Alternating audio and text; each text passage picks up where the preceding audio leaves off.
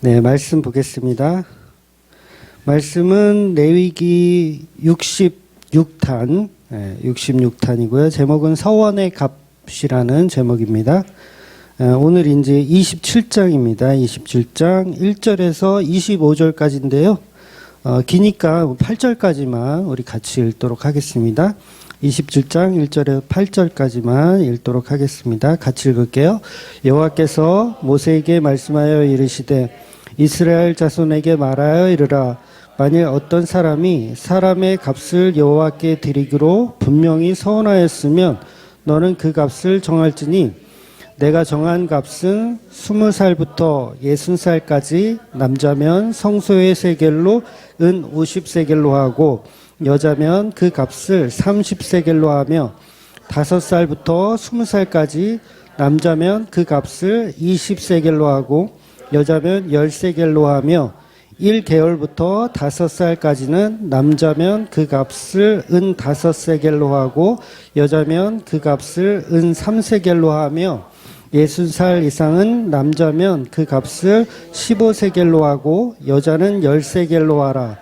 그러나 서원자가 가난하여 내가 정한 값을 감당하지 못하겠으면 그를 제사장 앞으로 데리고 갈 것이요 제사장은 그 값을 정하되 그 서원자의 형편대로 값을 정할지니라. 아멘. 네, 지난주는 레위기 전체 부분의 결론을 보았습니다. 그래서 내용이 사실 좀 어려웠죠. 네, 내용이 어렵다는 거를 저는 느낄 수가 있었거든요. 네, 그래서 피드백도 그랬던 것 같고요. 그래서 하나님의 상과 벌에 관해서 말씀하였는데 지난주에 이렇게 하면 상을 주고 저렇게 하면 벌을 준다 했는데 그 상을 받을 인간이 아무도 없었다라는 얘기를 했어요. 오히려 인간들은 벌을 받아도 그걸 벌이라고 생각하고 이게 하나님께 돌아오는 게 아니라 오히려 하나님을 저주하고 떠난다는 거죠. 그러니까 하나님이 벌을 주시면 하나님을 저주하고 오히려 더 떠난다는 거. 그래서 결국 하나님이 이제 그 26장 34절에 보면 이스라엘의 그 땅을 아예 폐허로 만들어 버리세요. 그래서 결국 신년을 지켜버리게 되는 거죠. 강제적으로. 그러니까 백성들의 믿음이나 백성들의 신앙으로 신년을 지키는 게 아니라 하나님이 이스라엘 땅을 그냥 외적에게 이렇게 쳐들어오게 그냥 만들어서 온 나라가 폐허로 만들어 버리는 거예요. 그래서 신년을 지킬 수밖에 없는 존재로 만들어 버리는 거. 그래서 결국은 아무도 여호와께로 돌아오는 자가 없다는 게 본질이에요. 아무도 여호와께 돌아올 수가 없는데 42절부터는 하나님의 언약에 따라서 돌아오는 존재들이 생겨나더라는 거예요. 마치 신년을 강제로 지키는 것처럼 그들의 믿음이 아니라 하나님이 돌아올 수 있는 어떤 존재들을 만들어 놓은 거. 그래서 그거를 이게 그들의 믿음이 아니라 우리가 벌을 받았어. 하나님의 말씀을 청종하고 잘 듣지 않아서 벌을 받았어. 그러니까 다시 돌아가자. 이게 아니라 아무도 돌아오지 않는데 돌아오는 족속들이 생기게 만들어 주시는데 그 이유가 뭐냐면 조상들의 언약을 따라서 그 일들이 이루어지게 하신다는 거예요. 그러니까 아브라함의 언약, 뭐 야곱의 언약 이런 언약들 때문에 이스라엘 백성들이 말을 너무 안 들어서 벌의 벌을 계속 주는데도 돌아오는 족속들이 하나님의 언약을 따라서 돌아오는 극히 일부의 족속들이 있다라는 거예요.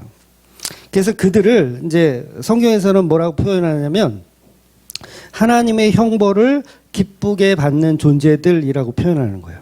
하나님의 형벌을 받는데 기쁘대, 형벌을 받는 게.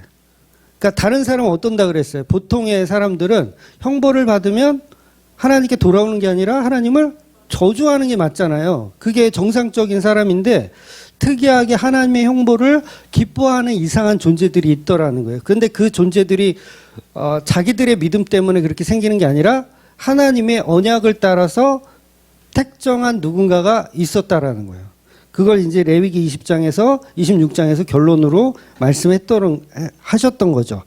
그래서 그 말씀 한번 볼까요? 43절인데, 26장 43절 한번 같이 읽어볼게요. 그들이 내 법도를 싫어하며 내 규례를 멸시하였으므로 그 땅을 떠나서 사람이 없을 때에 그 땅은 황폐하여 안식을 누릴 것이요 그들은 자기 죄악의 형벌을 기쁘게 받으리라.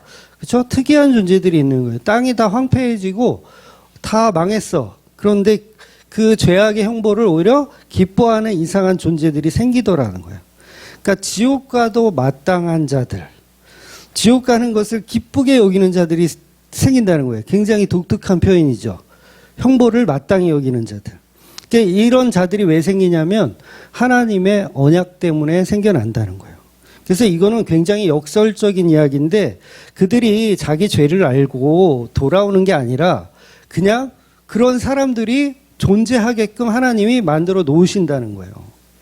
그래서 이런 자들을 교회라고 하고 그런 자들을 성도라고 한다는 거죠. 그래서 성도는 창세 때부터 이미 선택되어져 있는 존재들이에요.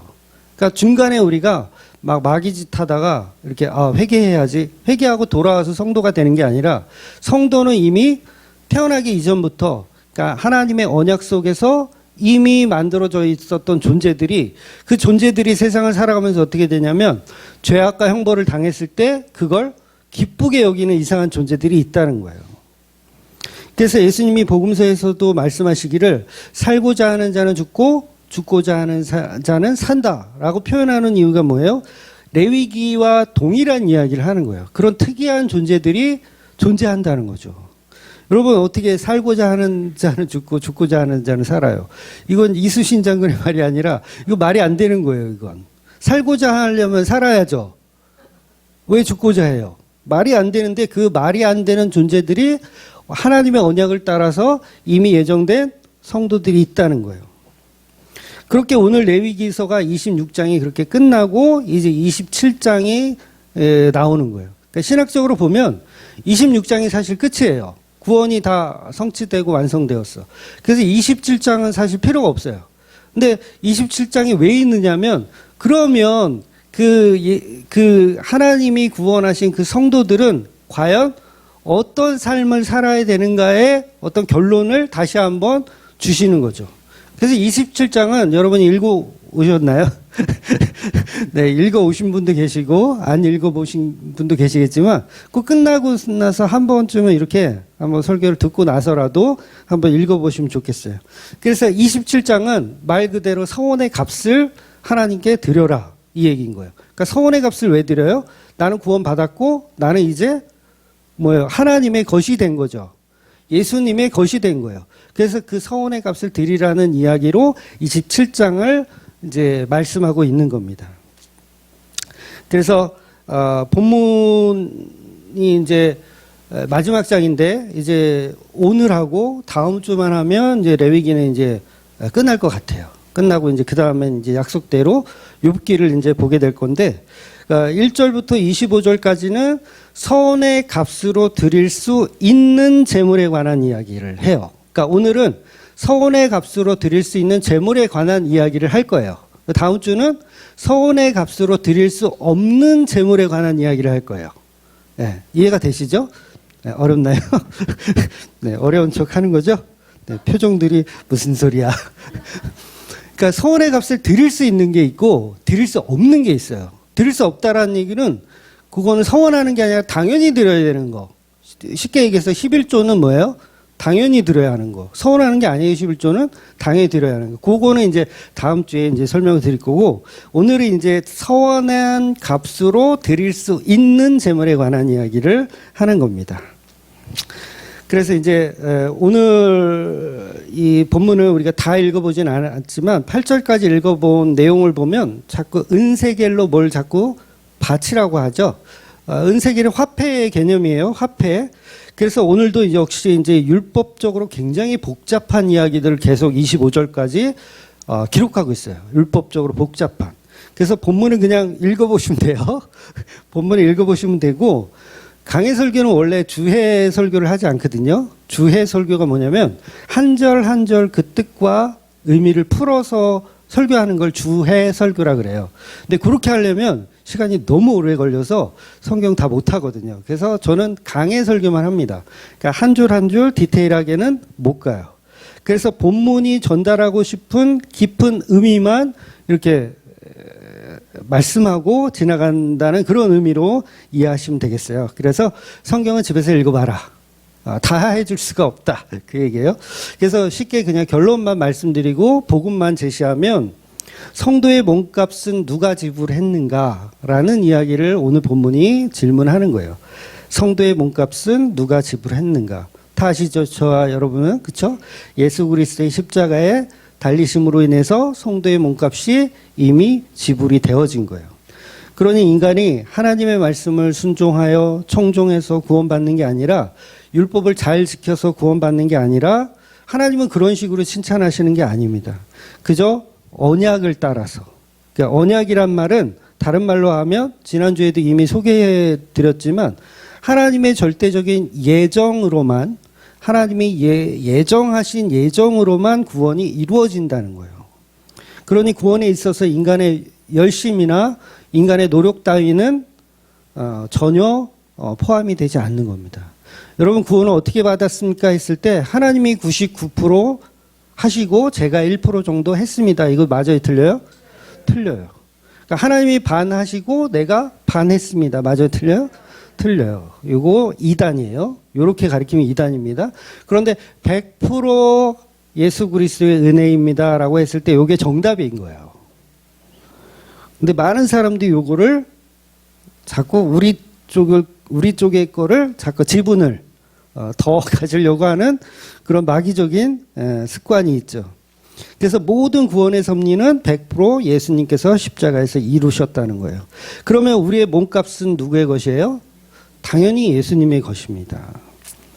그래서 본문의 내용은 우리 인간들이 하나님께 돈을 바치고 가축을 바치고 땅이나 집을 바치는 것으로 표현을 하고 있지만 실제로는 예수님의 십자가 사건으로 몸값이 이미 치루어졌다라는 걸 복음적으로 이야기하고 있는 겁니다. 그래서 오늘 본문에 나오는 이 25절까지의 말씀은 서원의 개념이에요. 서원의 개념이 뭐냐면 강제적이지 않다는 거예요. 서원 자체는 강제적이지 않아요. 강제적이지 않고 전부 자발적으로 드려라 이렇게 표현을 하고 있는 겁니다. 그러니까 자발적이란 말은 해도 되고 안 해도 된다는 얘기예요. 물론 26절부터 나오는 이제 다음 주에 할 거는 반드시 해야 되는 그 당시에 반드시 해야 되는 말씀이지만 지금 오늘 본문 25절까지는 해도 되고 안 해도 되는 서원에 관한 이야기. 그래서 복음이 완성된 후에 예수님께서 십자가로 복음을 완성하셨어요. 그리고 우리가 교회를 다니면서 뭐 헌금이나 연보를 드리는데 이거는 해도 되고 안 해도 되고예요. 제 표정들이 안 하면 눈치 보이는데 이런 표정을 하고 계신데 자발적이란 말은 그거예요. 해도 되고 안 해도 되고. 그래서 초대교회에서 연보를 드릴 때도 연보는 다 자원하여 드리는 자발적인 헌금이었습니다. 그래서 나의 몸이 예수님의 십자가로 구입되어진 것, 구매되어진 존재이니 나는 예수님의 것입니다라는 것을 감사함으로 표현했던 게 바로 연보의 개념이라는 거죠. 여러분 연보는 동네 아줌마가 하는 게 아니잖아요. 그렇죠? 동네 절에 다니는 분이 교회에 연보하진 않잖아요. 연보는 교회 안에 있는 분들이 내는 거예요. 그래서 십자가의 은혜를 믿고 인정하는 사람들이 자원하여 서원하여 자발적으로 드리는 거. 그런데 그 서원한 값은 예수님의 몸된 교회를 위해서 드리는 연보의 개념이라는 거예요. 그래서 본문은 철저하게 십자가에 죽으신 예수님이 제물이 되어 우리의 몸값이 지불되었다라는 말씀을 하는 것이고, 그러니 본문은 두 가지 의미를 다 가지고 있는 거예요. 예수님이 다 이루셨다. 그리고 우리는 예수님의 소유된 백성이다라는 걸 두 가지를 다 이야기하는 거예요. 그러니까 자원하여 드리라는 건 나는 이제 내 모든 것은 예수님의 것입니다라고 자원할 사람은 손들라는 얘기예요. 오늘 본문의 의미가 그거예요. 하나님이 너희를 구원하셨다. 그리고 너희를 예정하여 백성으로 삼으셨다. 그래서 그 몸값을 자원하여서 드릴 사람은 나와 와라. 이 표현을 지금 27장이 하고 있는 거예요. 그래서 예수님의 십자가에 죽으시고 교회도 십자가에 죽은 거죠. 교회도 죽은 거예요. 그래서 그 몸값을 하나님께 예수님께 드리는 그런 표현을 하는 거죠. 그래서 예수님이 저와 여러분의 서원이 되어서 죽으셨으니 예수님께 연보를 드리더라. 이런 개념을 표현하고 있는 겁니다. 그래서 레위기에서의 서원의 방식을 보면 이제 우리가 은세겔 이런 표현을 했지만 그게 중요한 게 아니에요. 은세겔은 하나의 결과물이고 사실은 뭘 드리는 거냐면 사람을 드리라는 얘기예요. 사람을. 그래서 사람을 드리거나 가축을 드리거나 아니면 가옥이나 토지를 드릴 수 있었어요. 그러니까 요 말씀을 지금 하고 있는 거예요. 그런데 특이한 것은 처음에 등장하는 사람으로 드리는 것. 인신제사가 아닙니다. 사람으로 드리는. 오늘 본문 다 읽으셨잖아요. 아까 사람으로 드리는. 이거는 사람의 구속값, 자원하여 드리라는 의미의 이야기인 거예요. 그런데 특이한 건 뭐냐면 나이에 따라서 달라요. 나이에 따라서 다르고 남자와 여자를 구분하여 값이 또 달라요. 그러니까 하나님이 나이 차별을 하고 남자와 여자를 차별해서 값을 이렇게 크고 작고 이렇게 정한 것이 아니라 노동력을 의미한다고 봐야 돼요. 노동력. 그러니까 노동력이 많은 젊은 남자는 많이 내고 노동력이 별로 없는 어린애들은 좀 덜 내고 이런 표현인 거예요. 그래서 노동력을 자원하여 드린다는 것은 단순히 그 사람의 돈이나 가축을 제물로 받겠다는 뜻이 전혀 아니에요. 그러니까 여자인데 부자일 수 있잖아요. 네. 우리 교회는 여자인데 부자인 사람 없나? 또 노인인데 부자일 수 있잖아요. 노인인데 부자일 수 있고.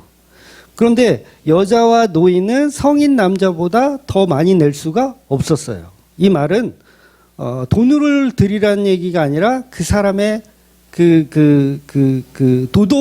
노동력을 바치라는 의미인 거예요.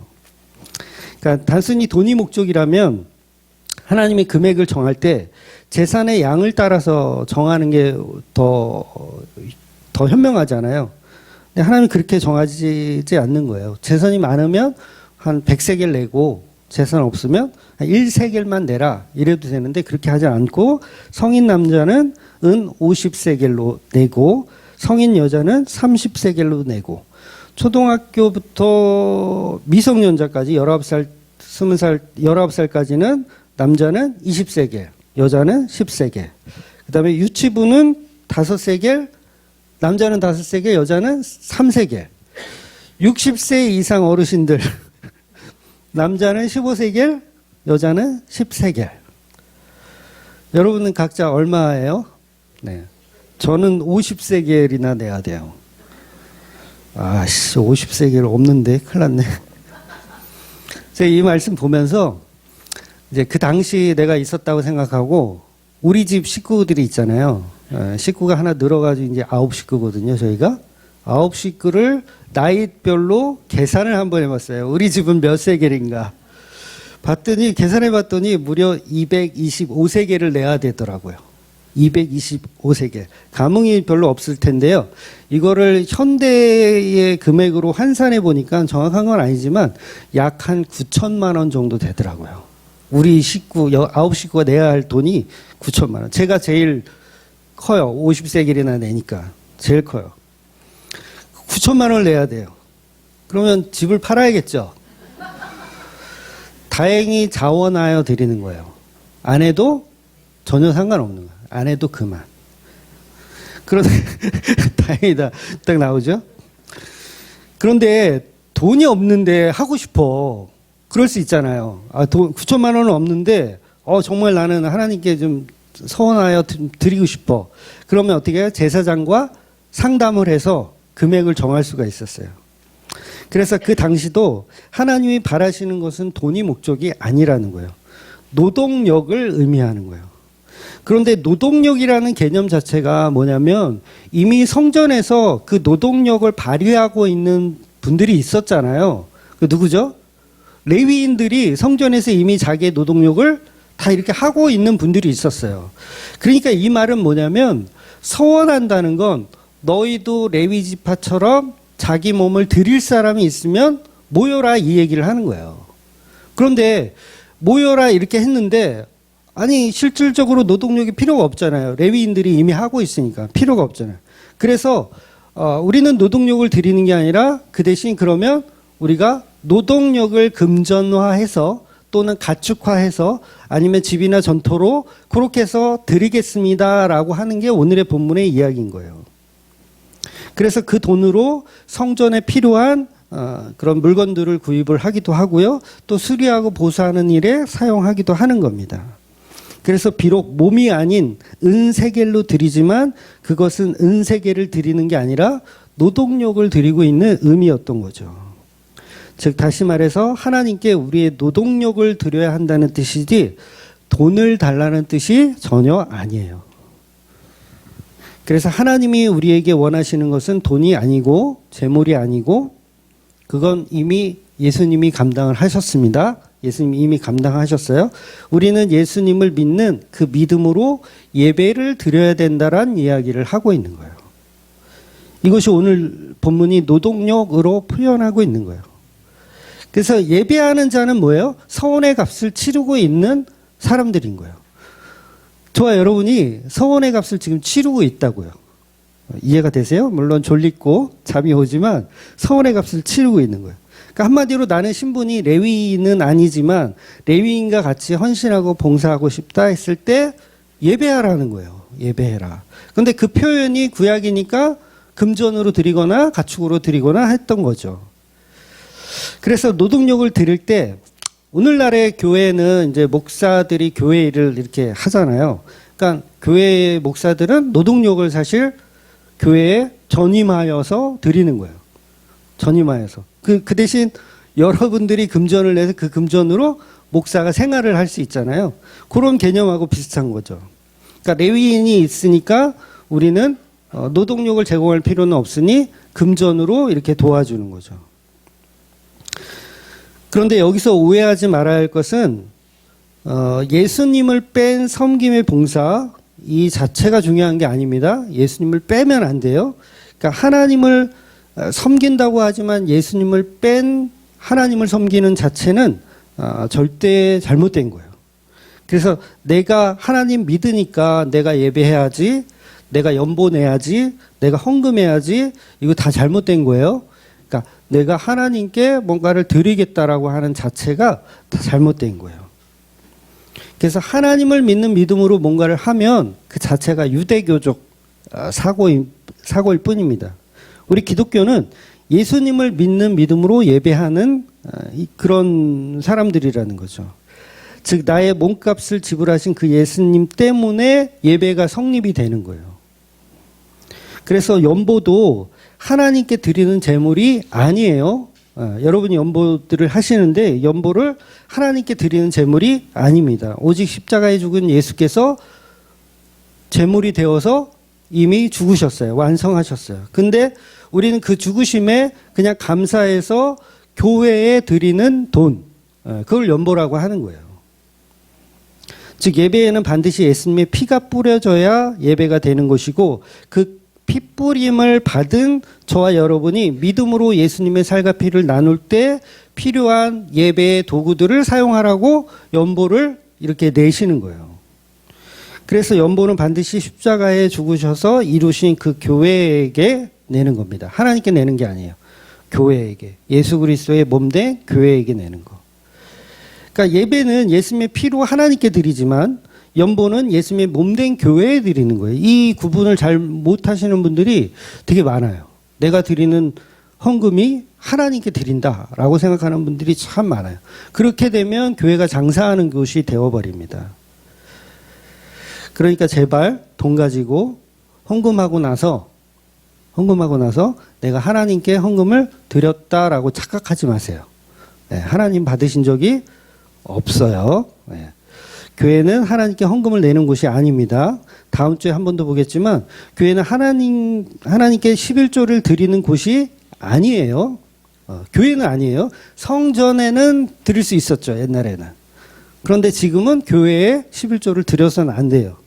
왜냐하면 11조를 받아도 교회는 하나님께 전달할 수 있는 방법이 없어요. 없고 또 11조는 이미 예수 그리스도의 십자가로 이미 끝났습니다. 본문의 말씀은 여러분의 노동력, 즉 예수님이 행하신 십자가의 믿음, 그걸 자원하여 감사하여 교회에 드려라, 그 얘기를 하는 겁니다.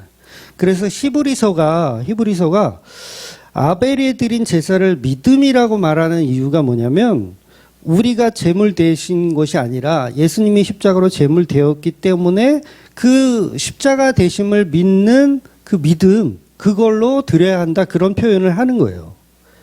그러니까 예수를 제거하고 하나님 믿는 건 예배가 아닌 거죠.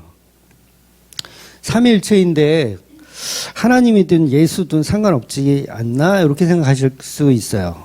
뭐 예수님께 드리나 하나님께 드리나. 근데 연보 자체는 다 틀린 거예요. 그냥 교회에 드리는 거예요. 교회에. 십자가 없는 하나님은 그냥 우상일 뿐입니다. 그래서 오늘날 교회들이 바치는 헌금은 절대로 재물의 개념이 아니라는 거예요. 교회의 필요에 따라 말 그대로 후원금을 드리는 게 연보의 개념이에요. 후원금. 그러니까 후원금이기 때문에 우리 교회는요, 주보에 연보하신 이름을 기록해요. 연보하신 분들의 이름을 기록해요. 뭐기 때문에? 후원금의 개념이기 때문에 기록하는 거예요. 물론 누가 얼마를 했는지까지 기록하진 않아요. 서로 이렇게 좀 그렇잖아. 그래서 금액까지는 기록하지 않지만 이름은 기록합니다. 그러니까 어떤 분들이, 요새는 그런 분들 없었는데 과거에는 그런 분들이 꽤 많이 있었어요. 그러니까 주보를 보고 막 그 연보한 명단이 있으니까 주만교회는 되게 깨끗한 교회인 줄 알았는데 연보 내용 주보의 명단을 보니까 헌금을 경쟁시키는구나, 여기도 다른 교회와 별반 다를 게 없구나라고 실망하시는 분들이 과거에는 좀 있었어요. 그러니까 이게 왜 이렇게 생각하냐면, 아직도 헌금을 하나님께 바쳤다고 생각하기 때문에 주보에 이름이 있는 게 거북한 거야. 하나님만 알면 되지 왜 그걸 여기다 기록할까라고 생각하는 거야. 근데 주만교에서 전하는 복음은 우리가 드린 헌금을 하나님께 드린 게 아니죠. 하나님께 드린 게 아니라 후원금의 개념이니까 당연히 서로가 알 필요가 있는 거예요. 어렵지 않으시죠? 근데 하나님께 드렸다고 생각하니까 어떻게 생각하는 거예요? 하나님만 알면 되시지 왜 굳이 그걸 명단을 기록하느냐. 그리고 교회는 국가에서 인정하는 비영리 단체입니다. 그렇죠?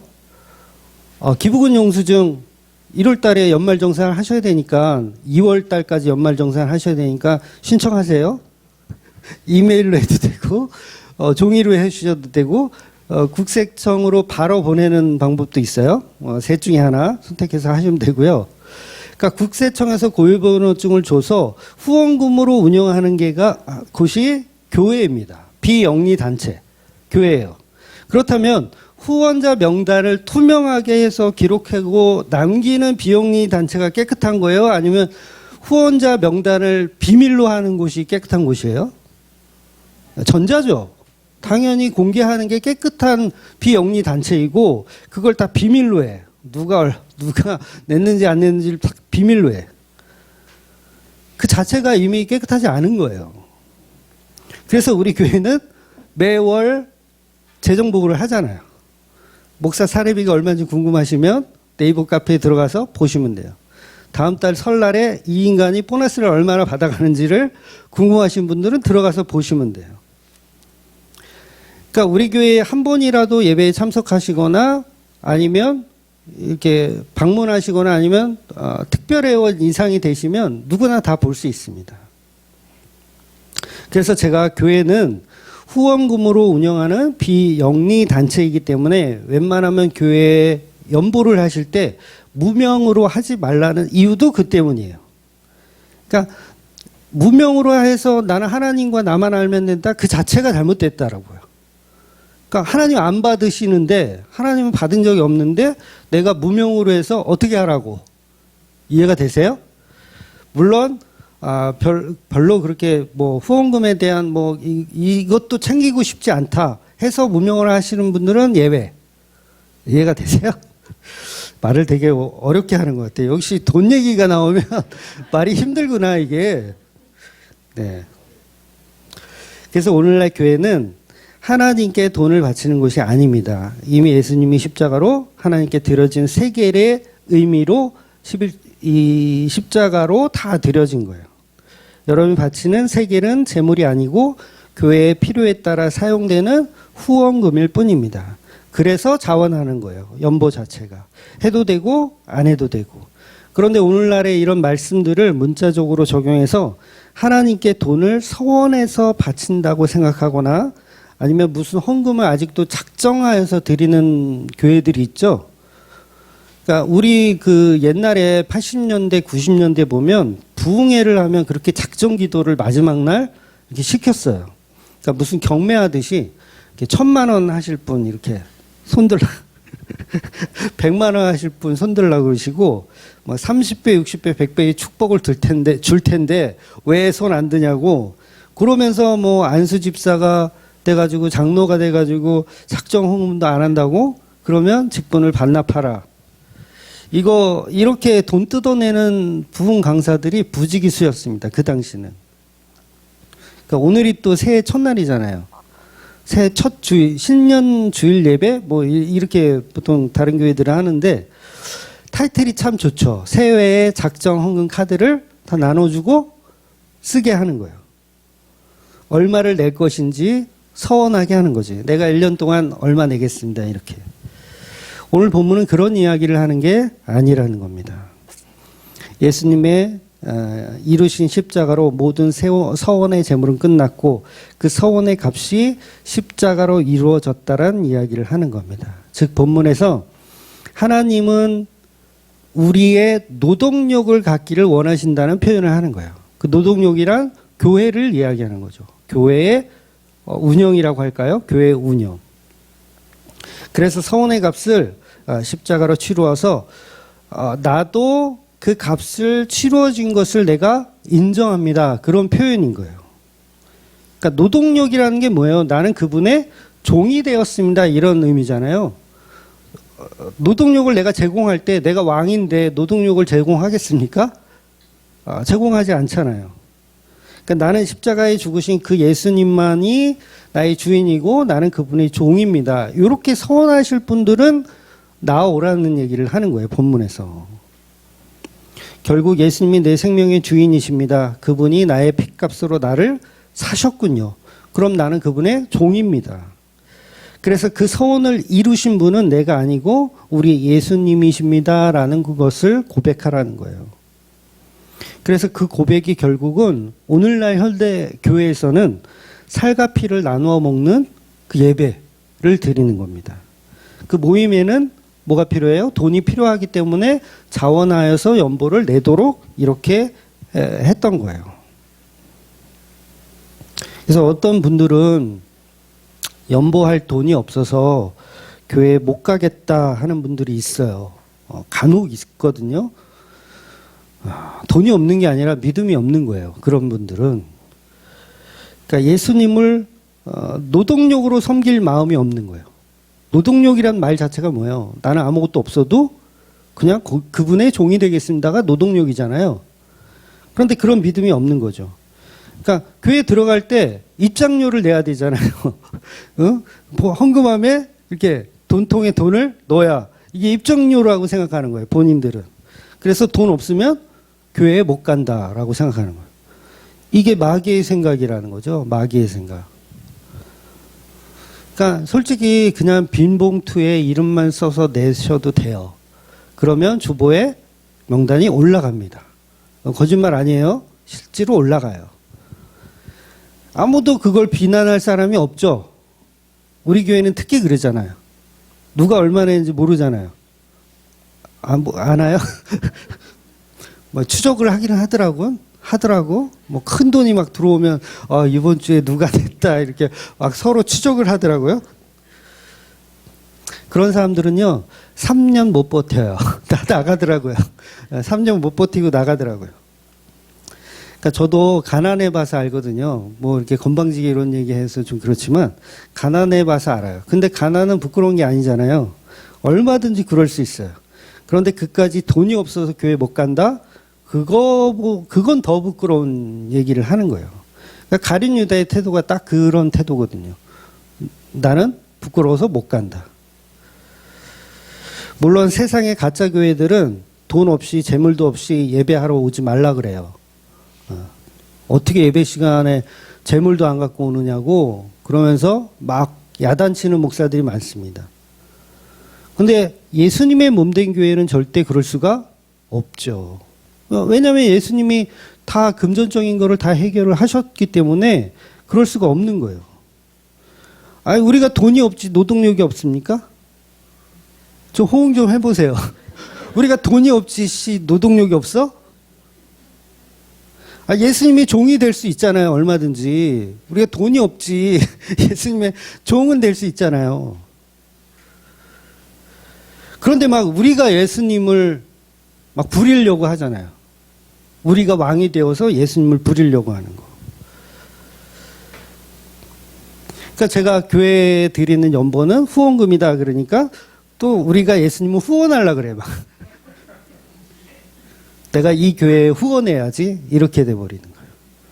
그러니까 후원의 개념은 그런 개념이 아니에요. 머리 꼭대기에 올라서 이렇게 후원하라는 그런 의미가 아닙니다. 예수 내가 돈 줄 테니까 운영 잘 해봐. 이 목사 돈 없지. 내가 돈 줄 테니까 운영 잘 해봐. 이러라고 연보를 하라는 의미가 아닌 거예요. 예수님에 드리는 후원금이 아니라 나의 노동력을 감사함으로 드리는 연보. 어렵지 않죠. 예. 어려움을 할 수 없어. 그래서 연보는 하나님께 드리는 것도 아니고 예수님께 드리는 것도 아니고 예수님의 몸된 교회의 필요에 따라서 드리는 거예요. 그래서 필요에 따라서라는 의미가 또 중요하거든요. 돈이 막 넘쳐나. 막 교회에 돈이 너무 많아. 할 필요 있어요, 없어요? 없어요. 돈 많은 것 같으면 하지 마세요. 근데 교회가 좀 너무 없어. 바닥이 보여.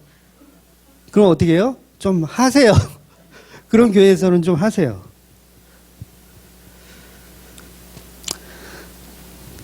즉 본문에서 말하는 서원이란 나는 예수님 당신의 종입니다 라는 표현이에요. 그러니까 신년이 되면 자유를 주잖아요. 종이. 자유를 줘도 저희 자유 주지 마세요. 나는 당신의 영원한 종이 되겠습니다. 나의 노동력은 당신의 것입니다. 그리고 귀를 뜨는 거예요. 귀를 뚫어서 나는 당신을 주인으로 섬기는, 평생을 섬기는 그런 종이 되겠습니다. 그런 노동자들, 그런 종, 그런 노동자들이 모인 곳이 어디라고요? 거기가 교회인 거예요. 그래서 서원의 값으로 하나님께 서원했다면 우리는 그 서원을 지킬 능력이 없잖아요. 구약의 사람들 마찬가지예요. 지킬 능력 없어요. 서원은 했어. 9천만 원을 어디 가서 구할 거예요? 서원을 했는데 어디 가서 구할 거예요? 그래서 그 서원의 값을 예수님이 대신 갚아주는 거예요. 내가 다 갚아줬다. 그러면 어때요? 나는 이제 예수님과의 관계만 유지하면 되는 거예요. 그분이 내게 은혜를 베풀어 주셨구나. 나는 당신의 영원한 종이 되겠습니다. 그래서 오늘 본문을 잘못 해석하면 전복교회의 돈 바치라는 내용으로 잘못 해석할 수 있습니다. 서원의 값은 예수님이 치렀다라는 이야기를 하는 거예요. 그래서 우리는 하나님께 서원할 필요가 있어요, 없어요? 없어요. 서원을 왜 우리가 해요? 서원은 우리가 하는 거 아닙니다. 혹시 여러분 중에 서원하신 분이 계시다면 나는 하나님께 무엇을 서원한 것이 있어서 아직 못 지켰다. 그게 늘 마음에 걸리고 힘들다. 그럼 어떻게 하세요? 서원을 물으세요. 서원을 물으세요. 또 그 서원은 예수님 십자가로 이미 이루어졌군요를 믿으셔야 된다는 거예요. 그래서 구원의 속죄가 이미 서원으로 이루어졌습니다. 나는 그분을 믿고 따르는 것만 하면 돼요. 그러니까 신앙생활이란 우리가 뭔가를 하나님께 드리고 예수님께 드리고 뭔가를 바쳐야 되는 게 아니라 그분이 나의 주인이심을 믿고 그냥 사는 거예요. 그렇게 살다 보면 뭐예요? 베풀게 되어 있어요. 그러니까 여러분이 누구를 반가운 사람을 만나서 밥을 살 때 기쁘게 사야 하는 그런 관계가 있고, 진짜 돈 내기 싫은 그런 관계가 있잖아요. 그런 관계를 이야기하는 거예요. 그런 관계를. 그래서 교회도 마찬가지예요. 연보 내는 것도 이 돈이 정말 아깝다 나는, 그런 분은 하지 않으셔도 돼요. 그런데 나는 아깝지 않고 전혀 기쁜 마음으로 드린다라고 할 때 그 액수만큼만 하시면 되는 거예요. 그래서 그 자체가 교회가 되는 것이고요. 그 교회에서 운영되어지는 거죠. 그래서 교회가 되었다면 예배자가 되어야 되고, 예배자가 되었다면 교회를 돌아보는 그런 사람이 되는 거죠. 결국 교회의 머리 대신 예수님을 믿고 우리는 종으로 섬기는 것, 그것이 바로 연보의 개념이고 신앙생활의 개념입니다. 예수님이 십자가로 이루신 서원의 값을 믿는 저와 여러분이 되셔야 돼요. 서원의 값은 이미 치루어졌습니다. 십자가로. 그걸 믿는 저와 여러분이 되시는 성도들이 되시기를 주의 이름으로 축원드리겠습니다. 아멘. 기도하겠습니다.